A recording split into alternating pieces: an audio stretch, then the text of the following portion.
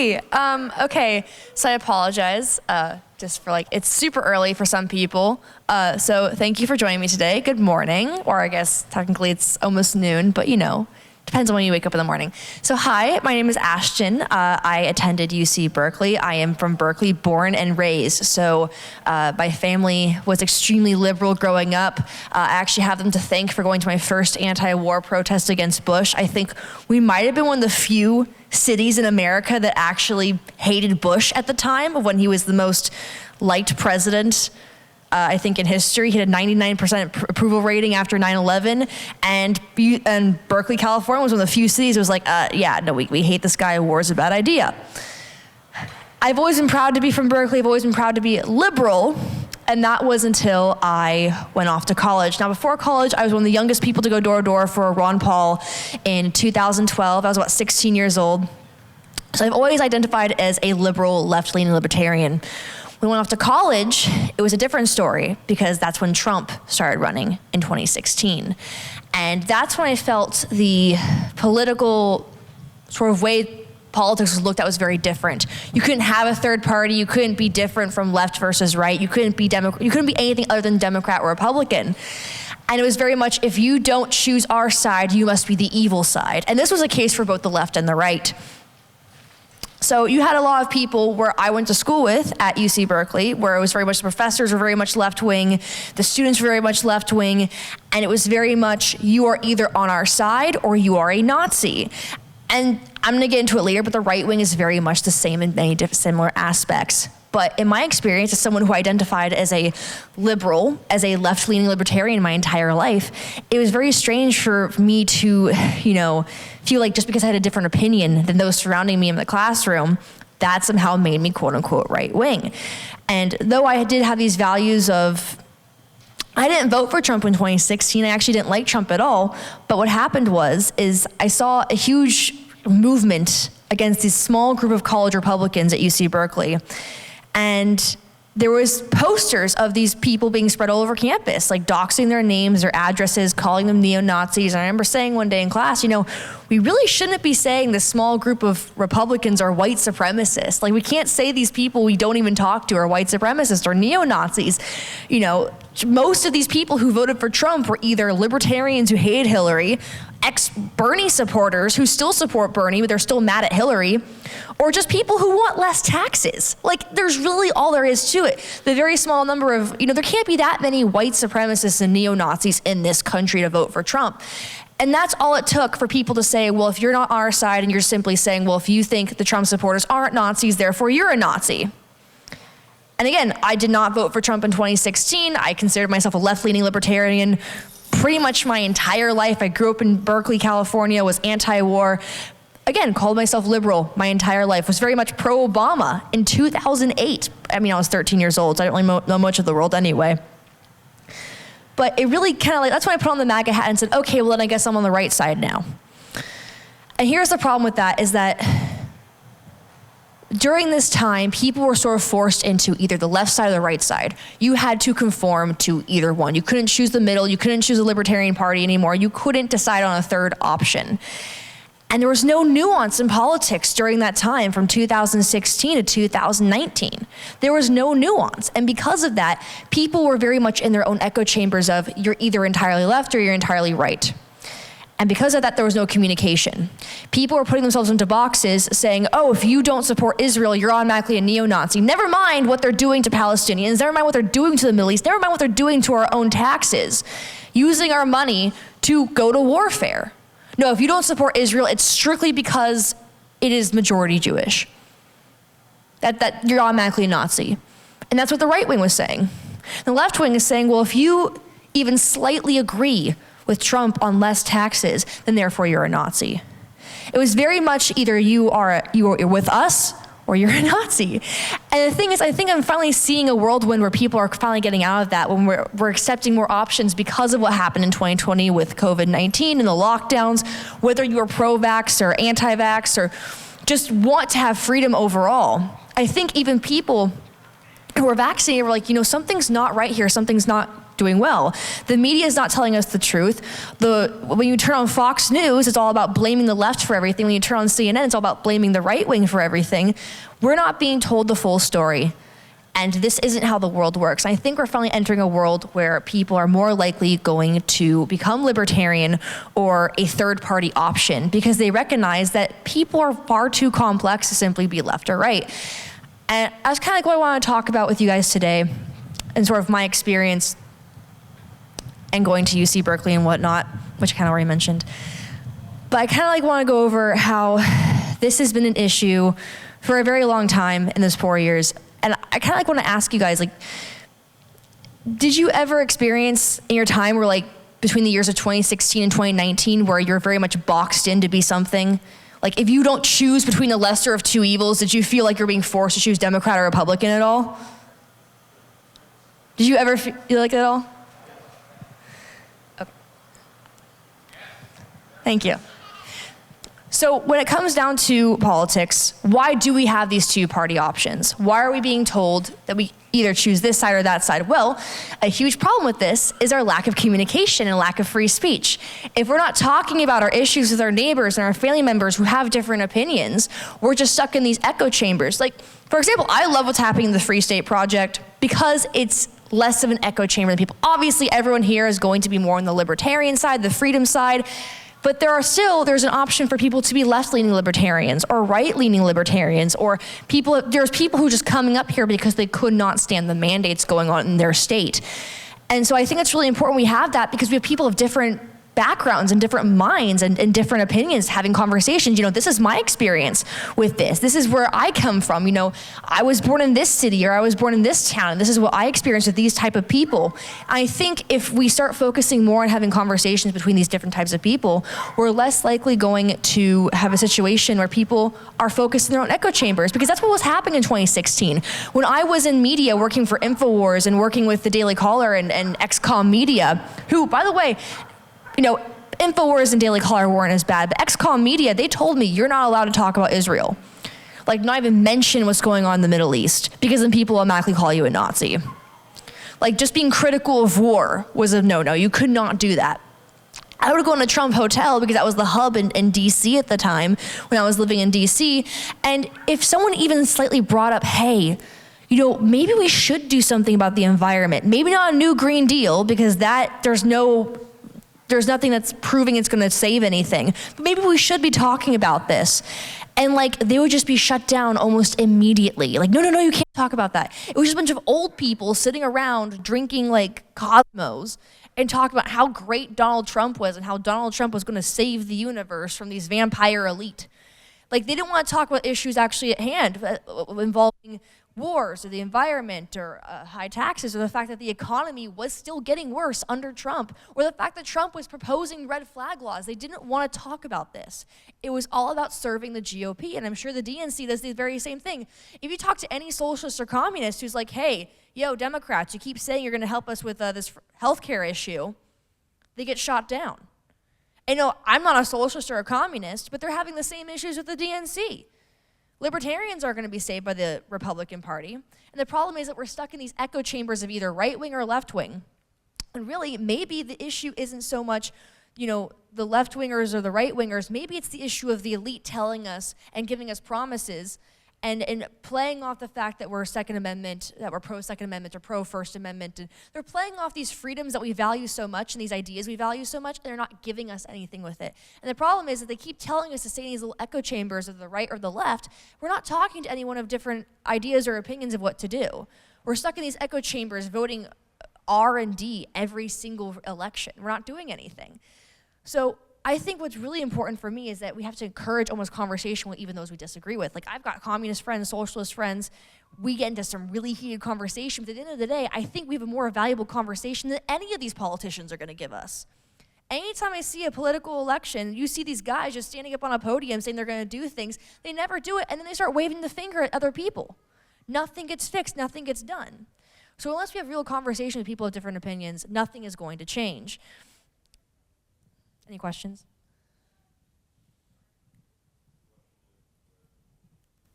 What do we do from here? Yeah, because the rest of the folks that say that two parties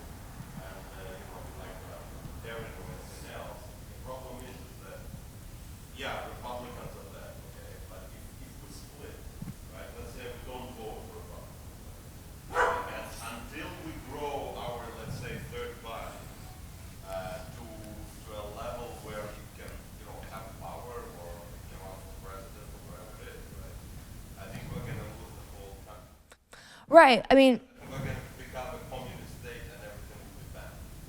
Even that other parties.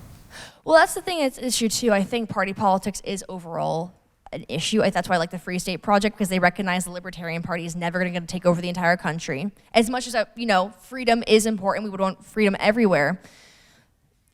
The truth is that this country cannot function on a singular party. It's going to be split up. The only way this country is ever going to function is if it splits up and does Balkanism, honestly.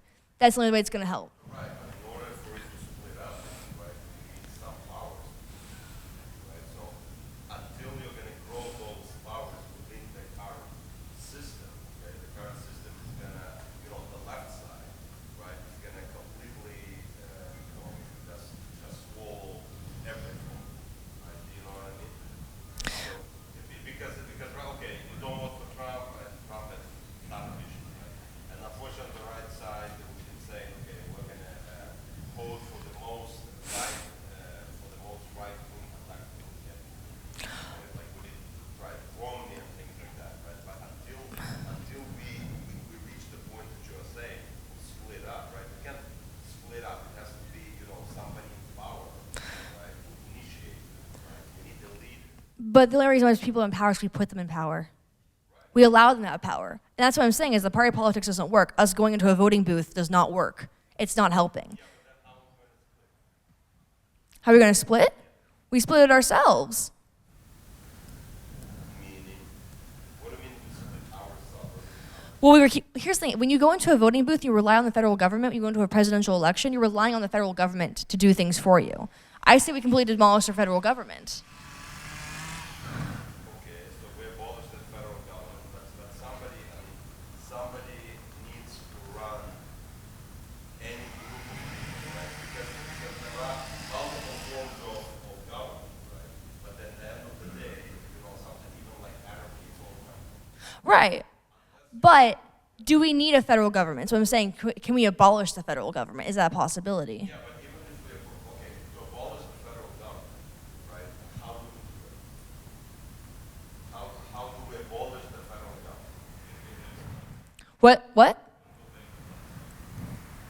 He just said he'll go bankrupt on his own. Well, it's bankrupt 1,000 times. Well, then there's always someone who's going to run for president and turn around and say, well, I'm going to fix everything and do everything. We put our trust into them. The more we keep putting our trust in, it's just truth. You're right.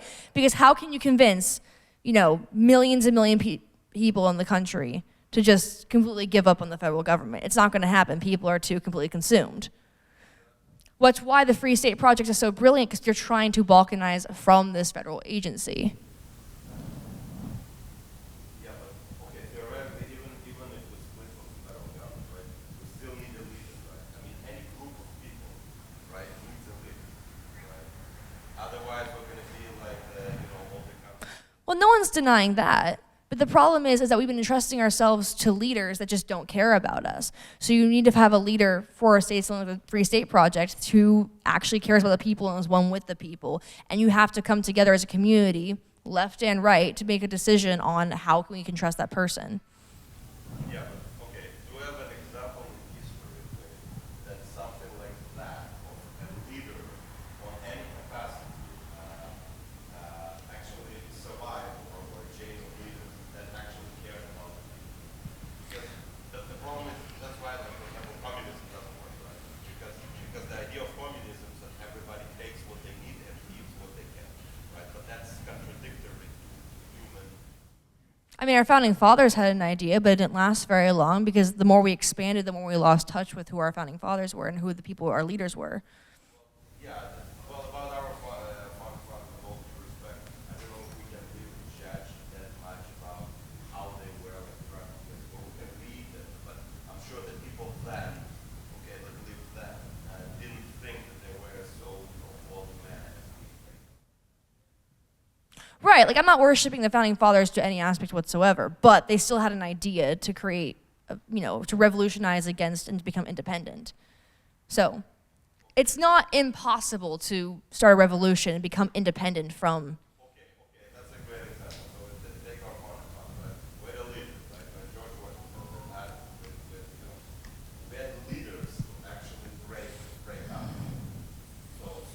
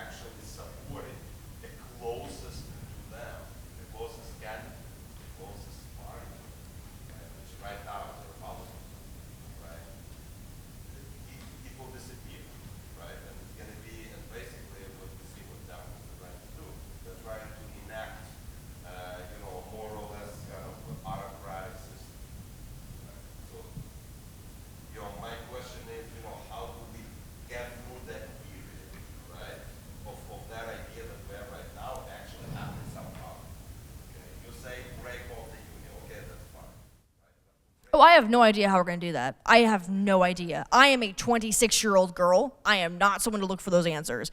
I'm just saying the only way we're going to get to anyone having any conversation about anything or change anything is we stop living in this left versus right paradigm. We stop thinking about our party politics. Like, again, the amount, like, party politics has become a freaking personality now. It's so annoying. Is that, and it's purposely done. This is all purposely done to keep us hating each other. Like, if you don't agree with, the right wing completely, well, you must be a tranny. If you don't agree with the left wing completely, you must be a freaking Nazi. Like, everyone's becoming Nazis and trannies now. That's all it is. And we're developing these political ideologies as like personalities. That's what's happening. And instead of actually talking to one another and trying to make the world a better place, that's what I'm basically saying. Like, I would love to balkanize and get away from the federal government. That's the ultimate plan. I just personally have no idea how to do that. But what I'm saying is the first step to anything is have conversations and not be afraid to talk what we want to talk about. Because we live in this world where with cancel culture and everything, we're basically told, oh, you 10 years ago you made this tweet, therefore you must be Hitler. Like, it's insane. Like, we have got to drop this cancel culture and this idea that the left and the right are entirely just evil people. Because seriously, no one wakes up one day and says, oh, I'm going to be a Disney villain today, It's not about the left versus right. It's about us versus the elite. And I think once we have conversations about that, then we can actually get started on everyone working together. Because I think the left versus right paradigm is actually a way to keeping us distracted from what's going on and not paying attention to what the elites are doing. So.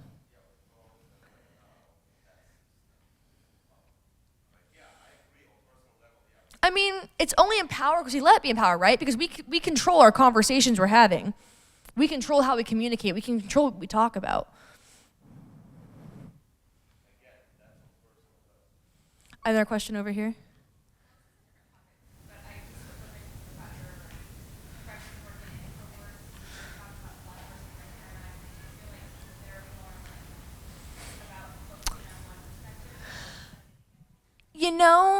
So Alex, it's funny because if you look out 10 years ago, InfoWars was definitely not saying the left, the left, the left.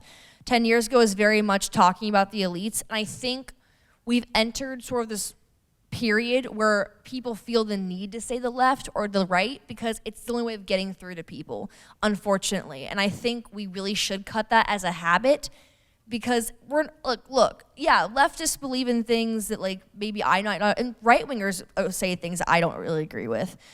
But the problem is when we say the left, the left, the left, or the right, the right, the right, we're demonizing an entire 50% of the country who's not responsible. For example, a great example for this is the drag queen story hour stuff going on right now. Every drag queen and every gay person that I personally know is like, we don't know why this is going on. There is no reason to bring your kid into a club. There is no reason to bring your kid into a bar or a strip club. This is ridiculous. Like my friends who are drag queens, they will say, we do drugs and we strip down. This is not a place for children. Like that drag club story, like that drag queen story hour stuff is a very small minority, and the people who support that are a very small minority. So when we say the left, the left, the left, you're basically demonizing way more people than are responsible for this. That's just my take on it. Again, I love Alex. He says some things that I disagree with, but he's always been very kind to me, and like he helped me through like a situation getting away from XCOM media, which again was controlling my freedom of speech. And even though Alex and I disagree on some things, Alex has never censored me. So, yeah. Hi.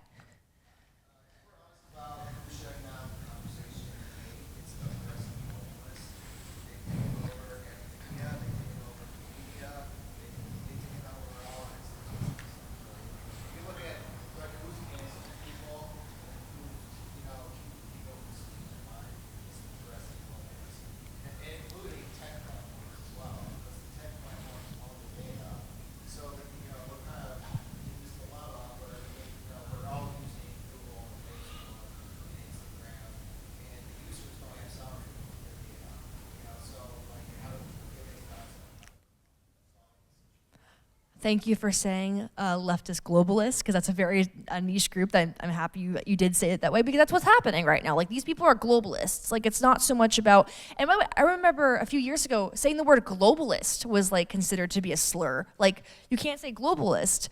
Like that, anyway. So thank you for mentioning it, but that is a huge issue where like there is this push against, I guess, people who are more so right wing saying things online. They're getting banned, but here's the thing: the left wing is getting censored just as well. The problem is if you listen to Fox News, or I'm not assuming you listen to Fox News, but like more right wing media, they're going to tell you, oh, the right is being censored, the right's being censored. The left wing is being censored almost just as much as the right wing is. There's very specific words that you cannot use on the internet. In fact, you might actually get censored more for cussing on the internet than you would talking about a conspiracy theory, specifically YouTube. But there is a huge issue with censorship. It is definitely more left-wing in the tech industry, but it's not so much the businesses themselves. It's actually hugely because of who they're hiring. And these people are in charge of taking down accounts and censoring people, and they happen to be more left-wing because it's in places like Silicon Valley, and Hollywood and LA is going to be more Democrat. And Clint gave a really great talk about ESG yesterday, and basically how BlackRock is basically involved with all of this different stuff, which I'm not an expert on. He's doing a great talk today, actually, at 3 o'clock if you want to see that. But yeah, you're right. There is a huge issue, but that's mostly because, and I have friends who work in the tech industry at like Facebook and Twitter, and they're more so libertarian, but like it's not so much the company, it's actually the people they're hiring, and they're abusing their position in the company. But yeah, people on the left and right are being crazy censored for talking about whether it's war or foreign agency or vaccines. And like there are people who are pro-vaccine who were being censored because they were talking about the importance of the vaccines. And when their videos started getting taken down, they're like, wait a minute, like why is my video getting taken down? I don't understand what's going on. That is a huge issue, specifically because these places are hiring those who happen to have degrees from leftist universities. And a lot of those professors are leftists because the professors before that, academia is going to be leftist because the professors before those people were leftist. So that is a huge issue. Hi, yeah.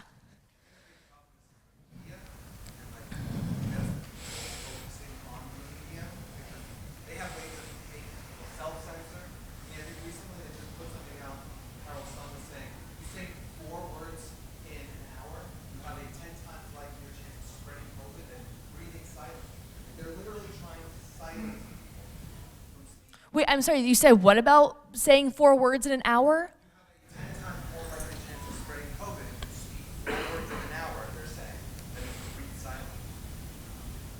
What media outlet was this?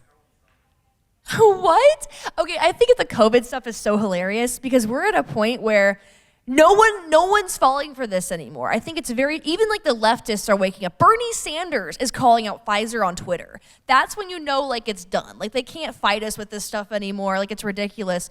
But what was the article you read on this? The media is a huge issue. And this is, again, both the left and the right. Because when I turn on CNN, it's all about the right, the right, the right. When I turn on Fox News, it's all about the left, the left, the left. And don't get me wrong, Tucker Carlson is, better with like certain things like COVID-19 and like the lockdowns and whatnot. But at the same time, those outlets are going to be telling us, oh, we need to be giving more money to Israel because they're our greatest ally. And going to war is not that bad, even though we're killing babies in the Middle East. Like, again, every media outlet is going to tell you one thing you may agree with, but then it'll turn around and tell you some BS and brainwash you with everything else. So no media can be trusted. Anyone else have questions?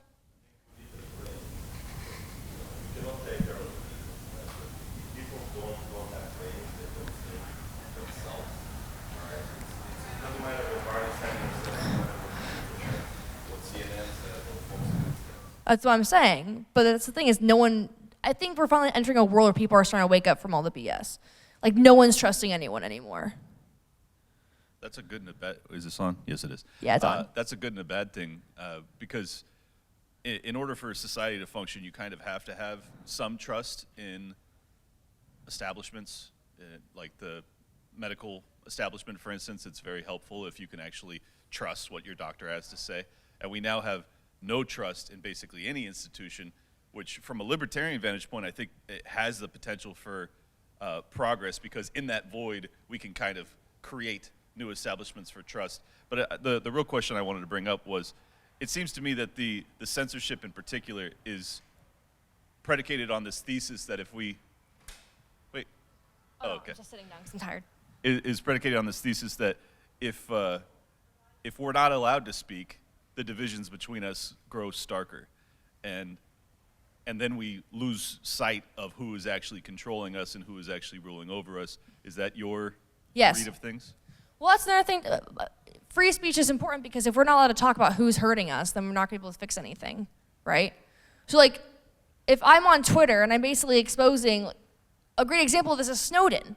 The guy was just telling us what was actually going on. Like, hey, by the way, Obama is watching every single one of you, stealing your information, and now he's got a hideout in Russia just for telling us, hey, government's watching you. That's all that had to happen. He basically told us, hey, you are being watched through a webcam every moment of your life. Like, if you have your phone in the shower, Obama is watching. That's a little bit of exaggeration. Obama is watching you shower. But it's true. Now he's got a hideout in Russia. Like, that is insane to me. Julian Assange is another great example of this. Julian Assange wasn't even the whistleblower. He just reported on the whistleblow, and he's the one in trouble for this stuff. And then he's being tortured because he won't reveal who's the whistleblower. That is insane. We are basically being silenced, tortured, and we gotta go hide out in places like Russia for telling the truth. Continue. Yeah, I was just going to say, think about how crazy it is that, Edward Snowden has basically been allowed to live his life in Russia while we arm the Ukrainians to fight against the totalitarian dictator that is Vladimir Putin. I think that's... Thank you for saying Vladimir Putin's a dictator, because I was about to... they're all dictators. Ukraine's full of dictators, too. Snowden's a Fed? I mean, he was, and then he revealed information, and now he's on the hideout. Well, yeah, once a Fed, always a Fed, okay. And that's another point, too, is that when I was at UC Berkeley, like, I couldn't talk about certain things in the classroom. I got in trouble because I said women give birth. I got in trouble because I said women have uteruses. Like, I am not anti-trans. I am like, look, if someone tells me they're non-binary, I don't care. If you're a they, them, I will respect your pronouns. I am liberal as it gets with the LGBT stuff. But if you get mad at me and tell me I need to leave a classroom because women have wombs, like, sorry, I didn't include trans women as well into that conversation. I apologize. I didn't mean to offend anyone. But that is insane. If you're kicking people out of classrooms, if you're telling them they can't be online, if you're telling them they can't have conversations, and because they have one little slip up in the conversation, it's funny because if anyone is guilty for making Nazis in this country, it is the far left. Because they're basically telling people, oh, you can't ask questions about what's going on in Israel. You can't ask questions about this and that and that. Therefore you're a Nazi. If you tell someone they're a Nazi over and over and over again, the word Nazi doesn't mean anything anymore. So these kids go into these social media conversations, they go into like Reddit forums, and they meet these people who are also accused of Nazis, and one of these days they're gonna run into a real Nazi, but because the word Nazi doesn't mean anything, they're gonna trust the wrong person who happens to be a Nazi, and then that's how Nazis get built. That is how indoctrination happens. And the same thing with the right wing. You have a crazy Christian conservative family who's got a gay son, and that gay son can't come out to anyone, can't talk about what he's going through. He's gonna run off to New York and get himself into a whole lot of heap of trouble because he was locked down for so long. You have to have conversations. You have to be able to accept the fact that there are different things that you do not understand out there. Any other questions? I know this has all been a word salad. I woke up this morning crazy sick. I apologize if this is not the conversation you guys wanted. Trust me, I'm half asleep right now, but I'm trying to do my best. Reed Coverdale. Oh no, the anti-Semite. That's me. I'm kidding. I was just wondering, I have a lot of success with conservatives. Okay. And I don't sugarcoat the truth at all. I just tell them how it is. I know you. And I demonize their false idols without demonizing them. But a lot of people who are trying to woo conservatives, they're scared to tell them the truth about Trump or the police or Israel or whatever. Do you have the same success, just flat out telling them exactly what's wrong with everything? My conservative audience that I built for 2 years after the Trump days, before I burned my MAGA hat, all hate me because I basically told them QAnon's not going to come save them. Like, they all hate me. I mean, not all of them. There are some who actually did become libertarian when I burned my Trump hat and explained why I no longer could support that. I never even voted for Trump. I didn't vote for him in 2016 or 2020. I supported him for 2 years out of the sake of Hillary Clinton's a demon, and people at my university were scaring the absolute crap out of me, which is not a good enough reason to support someone. I was very dumb and young at the time. But again, like, those people are gonna hate, if they hate you for simply saying, hey, orange man not gonna save you, that's because they're living in a disreality. I've actually had a lot of success with socialists and communists when it comes to explaining why I'm libertarian. And a lot of them have actually like understood where I'm coming from. A lot of them have actually dabbled in understanding like Austrian economics. A lot of them actually started reading different things, and like I'll pick up a book on Marx, like they recommend to me, and I'll read it, and I'll disagree with a lot of things that he says, obviously, but this is like the important conversations we need to have. They're learning stuff from me, and I'm learning stuff from them. But yeah, I'll talk to some conservatives who are like, yeah, you make a good point about Israel. You do make a good point about the Federal Reserve. And there are those conservatives who do, come around and actually listen to what I have to say. Unfortunately, the conservatives who are still stuck in the fact that they think Trump is coming back, I want to say they can be saved. I want to say that like they can maybe wake up one day, but like again, you can only lead a horse to water, you can't make it drink. So if someone still thinks QAnon's real after that hilarious documentary revealing that it ended up being some dude who like watches anime porn, I don't know what to tell you.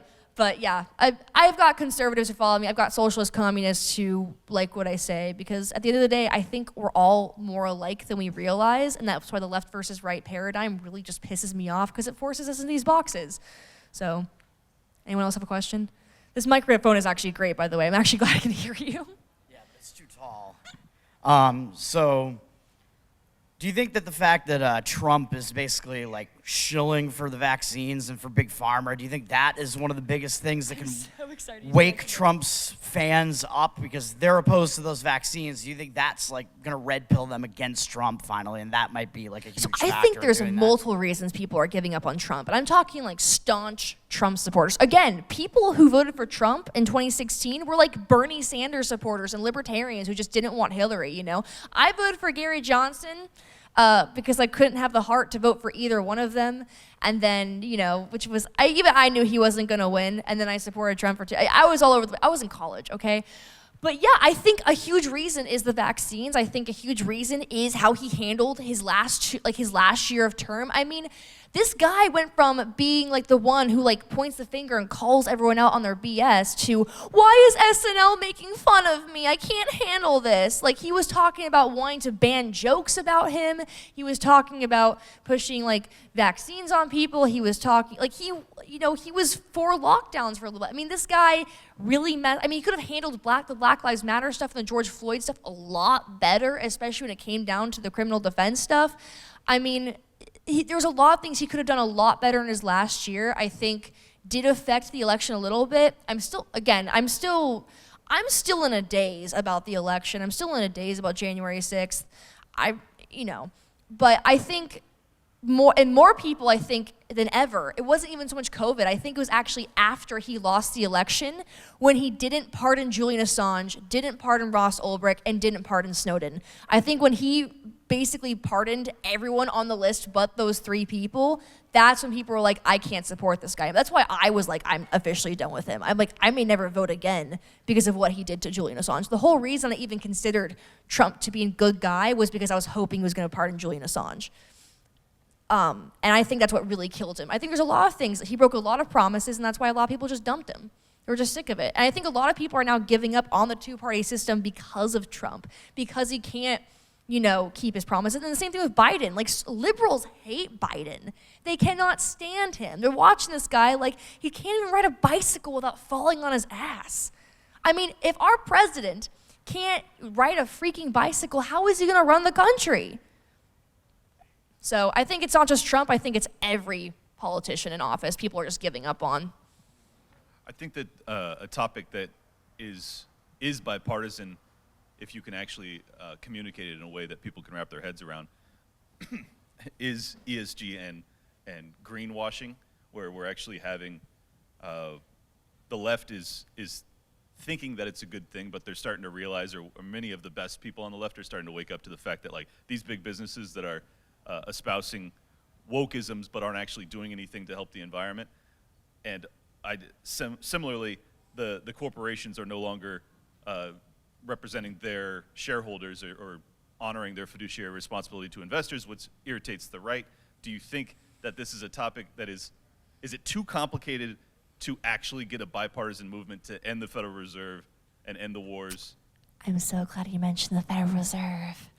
Okay, so it's really interesting that you bring up ESG, because again, Clint's giving a great talk later at 3 o'clock. Please go watch. He knows way more about that stuff. He's also less tired than I am, so he won't be a word salad. When it comes down to things like ESG and like what they're purposely doing, and like I'm like not into politics anymore. I haven't talked about politics in so long. I actually do movie and television reviews. So I'm really glad that Clint brings this up, because there's a reason why Hollywood sucks now. They're basically giving up on the plot and throwing in all these different they're basically interrupting the plot to prove that they have these different multiracial characters and different characters of different sexualities, which again, I don't mind having people who are gay in movies. I don't mind having like different races of people in movies. It's when the entire plot is disrupted to make a point of it. And it's purposely being done through things like ESG, because BlackRock is like, hey, we're not gonna fund any of your stuff unless you make sure it's multicultural, unless you meet a certain bracket at this certain number of people, unless it's this diversity. Again, Clint's doing a great thing on it later at 3 o'clock. Right here, I highly recommend watching it. I think that'd be a huge topic, because movies sucking, and again, that's my bread and butter right there. Movie sucking isn't just a left-right issue. Everyone is recognizing, hey, Hollywood's really declining when it comes to writing plots. I mean, the fact that we're relying so much on explosions and every movie just seems like another superhero movie trope. I think everyone's starting to recognize that, and everyone's getting bored of it, and they want something different and want something new. I think, and it's not just movies that are gonna, and not just ESG that's gonna be a huge component when it comes to, people fighting back and coming together. I think ESG is an issue. I think free speech is an issue. I think the lockdowns are gonna be a huge component. So many people, I think, woke up left and right because of the lockdowns, because they're like, hey, wait a minute, why do I have to get this vaccine every 6 months? That doesn't make any sense. Why do I need to sit in my, like, if I'm vaccinated, why do I still need to wear a mask on a plane? Like, people are waking up to this stuff. So I think there's a lot of, again, I think 2022 and between 2024 is like are the years people are gonna start coming together and saying, you know what, we really gotta stop fighting each other and come together, actually like making life worse for us. Any more questions? Hi. Yeah, I was curious. You consider yourself a left libertarian. I've always been confused by that. Like, what's the distinction? Like, why make that distinction that I'm a left libertarian? So it's funny. So I always called myself liberal before the Trump stuff, and I still consider myself to be more liberal on the liberal side. I took a political compass test for the first time in my entire life. It was a left side libertarian, which basically means,